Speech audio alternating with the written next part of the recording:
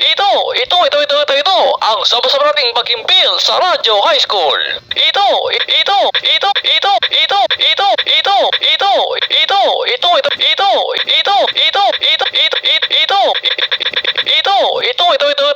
ang sabay-sabay nating paghimpil sa Radyo High School. Balik tayo sa ating palatuntunan. Okay, ito na, pakinggan nyo ha. Balik tayo sa ating napag-usapan. Isa sa apat na nawawalang Pinoy kamakailan na patay. Ngayon, napabalita yan sa iba't ibang mga sources. So, may iba naman tayo. Okay, punto naman tayo sa ito na naman, may ginawa na naman si Christian Sia. Binabastos naman yung, discrimination naman. Diskriminasyon ang ginagawa. Grabe talaga yung kandidato na yan.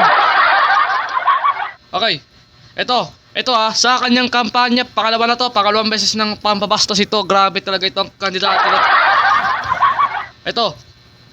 Tinawag pa niyang yung isa niyang staff. Tapos, yung katawan niya, tinanong, diskriminasyon yun. Grabe talaga ito, pakinggan nyo. Nagdadayat ba? Jaja, magpakita ka lang. Para hindi ka pagsilotan. Jaja, ano ba itsura mo nung nakaraang 15 taon? Payat? Hindi. Nung makuha ka na ni Ewing.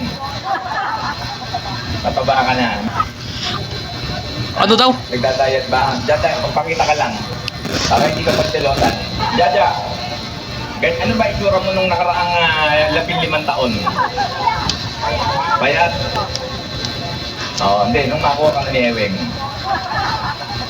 Mataba ka na. Naloko na! Yan po ang tinig ni Attorney Christian Siang, tumatakbong congressman sa Pasig. That's a discrimination against women pa rin. Tatandaan nyo, may social media ngayon. Napapanood namin, napapanood ng lahat, at hindi madidinay ng kahit na sino. What? So, paggamit ng foul languages, iiwasan. Yung pag-discriminate as against women, as against elderly, as against PWDs, and as against other vulnerable sectors, hindi dapat ginagamit ang entablado. At in fact, sinasabi rin natin na iiwasan yung mga campaign jingles na may double meaning. Oh my God! Ito na. Ito naman, dahil dito sa sinabi ni Sia, nagpalabas naman ng guidelines ang COMELEC. Ituturing daw na election offense ng COMELEC ang child abuse, discrimination, incitement at immoral doctrines, obscene publications, exhibitions at indecent na mga palabas. Naloko na. Grabe talaga itong kandidato na to. Wala talagang respeto sa Tapos, nitong Martes, pinatawan siya ng show cause order. Hindi pa siya nagpapaliwanag hanggang ngayon dahil hindi pa rin siya nagpapaliwanag hanggang ngayon. Kahit kahapon lamang yung deadline sa kanya para magpaliwanag.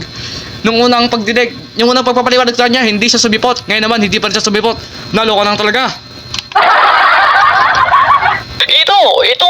Ito, ang sabay-sabay nating paghimpil sa Radyo High School. Ito.